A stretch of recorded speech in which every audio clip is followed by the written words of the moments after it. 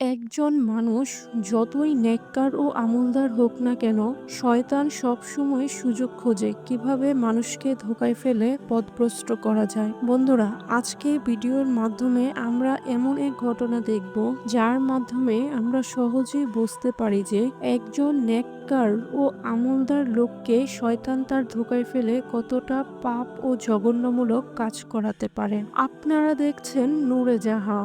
আসসালামু আলাইকুম প্রিয় বন্ধুরা, আশা করি সকলেই ভালো আছেন। বন্ধুরা, বনি ইসরাইলের সময় এক গ্রামে বারসিসা নামক এক অত্যন্ত ধার্মিক ব্যক্তি বাস করতেন। তিনি আল্লাহর একত্ববাদে বিশ্বাস করতেন এবং ঈসা আলাইহিসসালামকে আল্লাহর রাসূল হিসেবে মানতেন। তার সাধুতা ও নৈতিকতা সম্পর্কে পুরো গ্রাম জানত। ওই গ্রামের একটি পরিবারে ৩ ভাই ও ১ বোন বাস করত।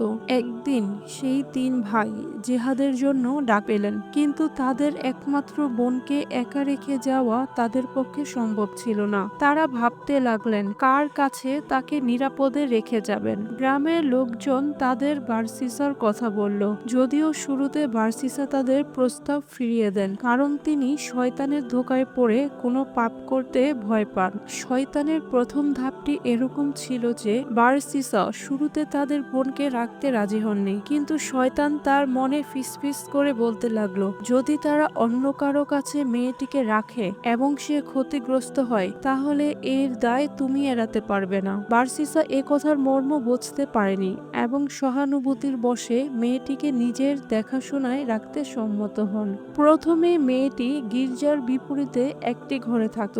বারসিসা তার জন্য খাবার রেখে আসতেন এবং মেয়েটি নিজে এসে তা নিয়ে যেত। শয়তান আবার কুমন্ত্রণা দিল, মেয়েটিকে ঘর থেকে বারবার বের হতে দেখে লোকেরা কিছু ভুল ধারণা করতে পারে, বরং খাবার তার ঘরের সামনে রেখে আসাই ভালো। বারসিসা তাতে রাজি হলেন। পরবর্তী ধাপে শয়তান বলল, তুমি খাবার ঘরের ভেতরে রেখে এলে মেয়েটি আরো নিরাপদ থাকবে। এরপরে শয়তান তাকে বলল, মেয়েটির সাথে মাঝে মাঝে কথা বলো, না হলে সে একাকিত্বে কষ্ট পাবে। এভাবে শয়তানের কৌশলে বারসিসা মেয়েটির সাথে সরাসরি কথা বলা শুরু করলেন। এক সময় তাদের মাঝে ঘনিষ্ঠতা বাড়ল এবং বারসিসা ও মেয়েটি ব্যভিচারে লিপ্ত হলেন। মেয়েটি গর্ভবতী হয়ে পড়ল এবং একটি সন্তানের জন্ম দিল। তখন শয়তান আবার এসে বলল, এটা তোমার জন্য বিপদ ডেকে আনবে। মেয়েটির ভাইরা ফিরে এলে তোমাকে হত্যা করবে। তোমার পাপের প্রমাণ সরিয়ে ফেলো। বারসিসা ভয় পেয়ে প্রথমে শিশুটিকে হত্যা করলেন এবং তার লাশ ঘরের মেঝেতে পুঁতে রাখলেন। এরপর শয়তানের কুমন্ত্রণায় মেয়েটিকেও হত্যা করলেন। মেয়েটির ভাইরা ফিরে এলে বারসিসা মিথ্যা বললেন, তোমাদের বোন অসুস্থতায় মারা গেছে এবং তাকে এখানে দাফন করা হয়েছে। কিন্তু শয়তান রাতের বেলা ৩ ভাইকে স্বপ্নে দেখালো, যেখানে বলা হলো, তোমাদের বোনকে বারসিসা হত্যা করেছে, তার ঘরের মেঝে খুঁড়লে প্রমাণ পাবে। ভাইরা খোঁজ নিয়ে সত্য উদ্ঘাটন করল। বারসিসা তার অপরাধ স্বীকার করতে বাধ্য হলেন। তাকে রাজা শিরচ্ছেদের আদেশ দিলেন। বারসিসাকে মৃত্যুদণ্ড কার্যকরের জন্য নিয়ে যাওয়া হচ্ছিল। তখন শয়তান মানুষের রূপে এসে বলল, আমি তোমাকে বাঁচাতে পারি যদি তুমি আমাকে সিজদা করো। জীবন বাঁচানোর আশায় বারসিসা তাকে সিজদা করলেন এবং শিরকের মাধ্যমে কাফের হয়ে গেলেন। শয়তান তখন বিদ্রূপ করে বলল, আমি আল্লাহকে ভয় করি, যিনি বিশ্ব জগতের প্রতিপালক। বারসিসার শিরচ্ছেদ করা হলো আর কিয়ামতের দিন তিনি শয়তানকে সিজদারত অবস্থায় উঠবেন। বন্ধুরা, এ থেকে আমরা শিক্ষা গ্রহণ করতে পারি যে শয়তান কখনো সরাসরি বড় পাপ করতে বলে না, সে ছোট ছোট ধাপের মাধ্যমে মানুষকে ধোঁকা দেয়।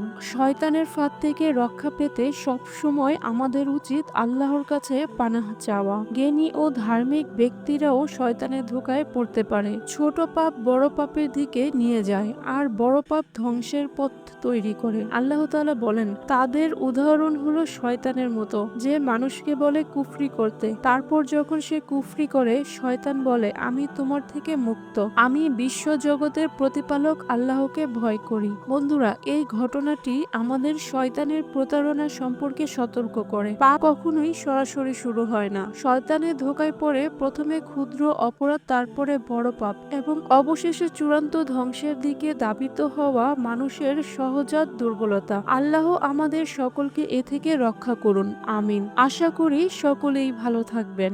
খোদা হাফেজ।